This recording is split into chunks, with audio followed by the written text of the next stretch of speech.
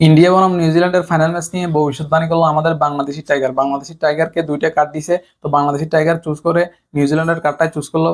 এরপর মানে বোঝাই গেল যে মানে ইন্ডিয়া সেমিফাইনালে হারবে।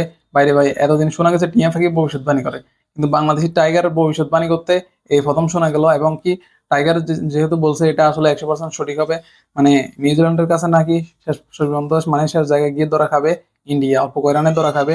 এই কথাটা বললো টাইগার, বাংলাদেশি টাইগার বলছে, আমি বলি নাই। তো এটাই ভবিষ্যৎবাণী। বাইরে এখন মনে হচ্ছে দরাই খায় খেয়ে যাবে। আসলে উইলিয়ামসনও বলছে, মিচেল স্যান্টনও বলছে যে দাদারা সেখানে ইন্ডিয়া আরাম আরাম বসে বসে খেলতেছে, কিন্তু ইন্ডিয়া নিজেদের দুবাইতে খেলুক বা নিজেদের ঘর মাটিতে খেলুক, নিউজিল্যান্ড সেখানে গিয়ে মানে তাদেরকে হারাবেই হারাবে। তো আসলে এই কথাটা তাদের ক্যাপ্টেনের কথা এবং কি বাংলাদেশি টাইগারের ভবিষ্যৎবাণী দুইটাই সেম হয়ে গেছে। তো বাংলাদেশি টাইগারের ভবিষ্যৎবাণী এবার সঠিক হয় কিনা দেখা যাক। আসলে মনে হয় দাদারা ধরা খেয়ে যাবে। তো টাইগার যখন বলছেন তখন কথাটা আসলে সত্যি হবে। ইন্ডিয়া যতই শক্তিশালী টিম হোক, কিন্তু অল্প কয় রানে আস্তে করে জায়গা মনে করো ধরা খেয়ে আস্তে করে দুবাই থেকে বাড়িতে চলে যাবে।